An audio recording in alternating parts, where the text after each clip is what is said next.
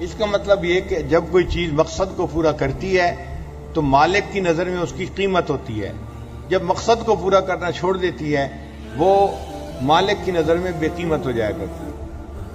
آپ نے گھر کے اندر ایک گائے پالی ہوئی ہے، وہ جانور ہے، آپ انسان ہیں، آپ اس کو چارہ ڈالتے ہیں، اس کو پانی پلاتے ہیں، اس کو کبھی باہر باندھتے ہیں، کبھی کمرے کے اندر باندھتے ہیں، اس کا خیال رکھتے ہیں۔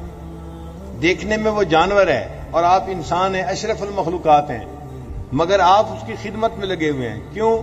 دودھ دیتی ہے، مقصد پورا کرتی ہے، اس کے دودھ سے دودھ دہی ہوتی ہے، گھر میں فائدہ ہوتا ہے۔ فرض کرو کہ وہ گائے بیمار ہو جائے اور دودھ دینا بند کر دے، تو اب آپ اس کو گھر میں نہیں رکھتے، کیا کرتے ہیں؟ کسی کسائی کو بلاتے ہیں اور اس کسائی کے ہاتھ اس گائے کو بیچ دیتے ہیں۔ جو گائے دودھ نہ دیتی ہو تو کسائی بھی اس کو پالتا نہیں ہے، بلکہ وہ اس کے گلے پہ چھری چلاتا ہے اور اس کا گوشت بنا کے وہ چفلی کباب والوں کے حوالے کر دیتا ہے۔ یہ جتنے بڑے جانور ہیں نا، یہ جب دودھ دینا بند کر دیتے ہیں تو یہ سب کے سب پشاور جاتے ہیں اور وہاں جا کے اس کا چفلی کباب بنتا ہے اور ہم خود بھی بڑے مزے سے کھاتے ہیں۔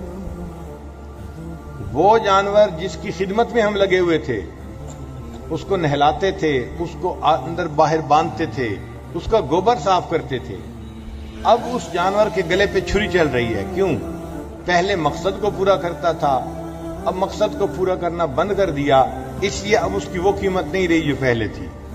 تو یہ دستور ہے، کوئی بھی چیز مقصد کو پورا کرے تو وہ قیمتی ہوتی ہے، جب مقصد کو پورا کرنا چھوڑ دے تو مالک کی نظر میں بے قیمت ہو جاتی ہے۔ یہ بات سمجھ آ گئی؟ جب یہ بات ذہن میں بیٹھ گئی تو ایک اور بات سمجھ لیں کہ جب کوئی چیز بے قیمت ہوتی ہے پھر اس کے ساتھ جو مرضی ہوتا پھرے، بندے کو پرواہ نہیں ہوتی، اس لیے کہ وہ بے قیمت چیز جو ہے۔ آپ دیکھیں ایک جگہ ایکسیڈنٹ ہوتا ہے، 2 بندے فوت ہو جاتے ہیں، اخبار میں بڑی خبر لگتی ہے، آج فلاں جگہ پر بس کا ایکسیڈنٹ ہوا اور 2 آدمی فوت ہو گئے، اس لیے کہ آدمی کی قیمت ہوتی ہے، 2 بندوں کا فوت ہونا ایک بڑی خبر بن جاتی ہے۔ اور اگر کسی جگہ کوئی سپرے کر دے اور 1000 مچھر مر جائے، کبھی اخبار میں خبر آئی کہ فلاں جگہ پر 10,000 مچھر مر گئے، فلاں جگہ پر 50,000 مکھیاں مر گئیں، مکھی مچھر کی خبر ہم نے زندگی میں کبھی نہیں پڑھی، اس لیے کہ انسان کی نظر میں ان کی کوئی قیمت نہیں ہے، وہ لاکھوں بھی مر جائیں تو ہمیں اس کی پرواہ نہیں ہوتی۔